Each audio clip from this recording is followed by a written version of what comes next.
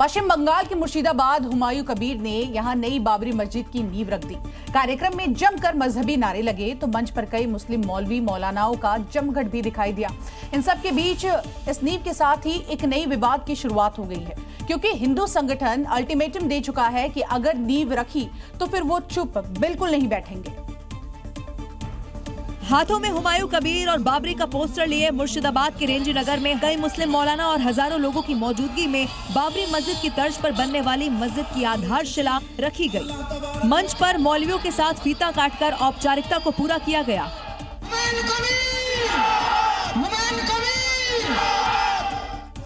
नींव रखने के साथ ही मंच से ही नारेबाजी हुई। नारा-ए तकबीर, अल्लाहू अकबर के नारे लगाए गए।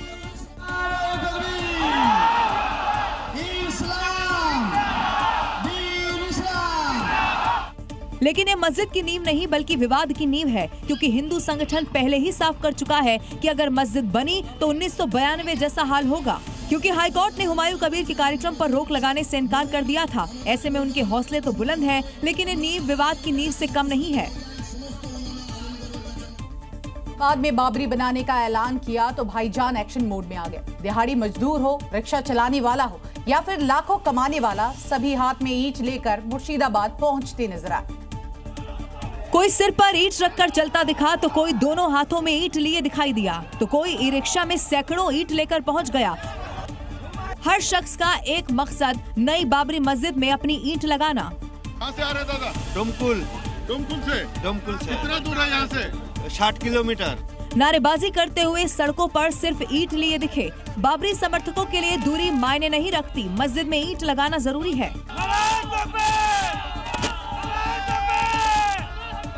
एक तरफ ईंट तो दूसरी तरफ चंदा भी जुटाया जा रहा है, क्योंकि हुमायूं कबीर ने बाबरी मस्जिद बनाने के लिए खुद पैसा जुटाने का ऐलान किया है। नींव रख दी गई, पैसा भी इकट्ठा हो रहा है। अब देखना है कि हुमायूं की बाबरी बन पाती है या फिर नहीं। ये पश्चिम बंगाल में बात बात पर विरोध का सुर बुलंद करने वाली ममता बनर्जी हुमायूं कबीर के इस पूरे मामले पर चुप है। हुमायूं यूं तो पुलिस और प्रशासन के सहयोग का दावा भी कर रहे हैं, और ऐसे में अब सवाल उठ रहे हैं कि सीएम ममता ने क्यों मौन व्रत अब धारण किया है। क्योंकि हुमायूं कबीर ने जो ऐलान किया था वो कर दिया। मुर्शिदाबाद में बाबरी मस्जिद की नींव रख दी, भीड़ इकट्ठा कर ली, देश विदेश से महाजुटान कर लिया, वो भी बड़ी आसानी से। हुमायूं कबीर का दावा है कि उन्हें इस काम में पुलिस और प्रशासन का भरपूर सहयोग मिल रहा है। पुलिस मेरा पूरा सपोर्ट दे रहा है। पुलिस के साथ बात हो गया। कल ऑनरेबल हाईकोर्ट जो निर्णय लिया इसी पर मुर्शिदाबाद पुलिस, स्टेट पुलिस पूरा मेरे को सपोर्ट दे रहा है, मेरे को सिक्योरिटी दे रहा है। तो सुना आपने, हुमायूं कबीर को पश्चिम बंगाल पुलिस और प्रशासन का पूरा सपोर्ट मिल रहा है। तो क्या ये माना जाए हुमायूं कबीर को ममता का मौन समर्थन है? ममता बनर्जी चाहती है कि बंगाल में बाबरी बने, या ममता बनर्जी को मुस्लिम वोट बैंक खिसकने का डर है? बंगाल में विधानसभा चुनाव 2027 में है, लेकिन मोहरे अभी से बिछनी शुरू हो गई है। हर कोई अपने नफा नुकसान को देखकर सियासी गोटियां चल रहा है। हुमायूं कबीर माने नहीं। तमाम विरोधों के बावजूद मुर्शिदाबाद में बाबरी मस्जिद की नींव रखी थी, साथ ही नई पार्टी बनाने की घोषणा भी कर दी। और अब सवाल ये उठ रहे हैं कि कहीं हुमायूं कबीर बंगाल में वैसे तो नहीं बनने की कोशिश कर रहे हैं, क्योंकि इनका भी सियासत करने का स्टाइल ओवैसी जैसा ही है। मुसलमानों को भड़काओ, डराओ और अपनी राजनीति को चमकाओ। तमाम विरोधों के बाद मुर्शिदाबाद में हुमायूं कबीर भारी भीड़ जुटाने में सफल रहे, समर्थकों में जोश भरने में सफल रहे।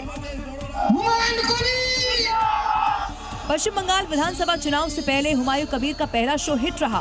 बाबरी मस्जिद के नाम पर देश विदेश से मुसलमानों का महाजुटान हो गया।